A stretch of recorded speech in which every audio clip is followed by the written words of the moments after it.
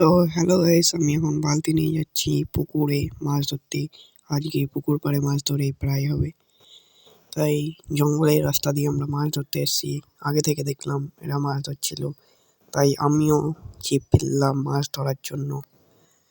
আর পাশের পুকুরের মাগুর মাছগুলো দেখো, কত মাগুর মাছ, আর পুকুরটা কত বড় দেখো, এখানে অনেক মাছ আছে। তারপর আমি মাছের চার দিয়ে ময়দা মাখছিলাম, অবশেষে আমাদের এতগুলি মাছ উঠলো। তারপর মাছটার সাইজ দেখো। তারপর আমরা মাছের মধ্যে সমস্ত মশলা রেডি করে ফেললাম। তারপর সব মাছে মশলা মাখানো হচ্ছে। তারপর মাছগুলো তেলে ছেড়ে দেওয়া হলো এবং অবশেষে আমাদের ফিশ ফ্রাই রেডি হয়ে গেল। তারপর আমি একটু টেস্ট করে দেখলাম, খুবই ভালো লাগছিল খেতে।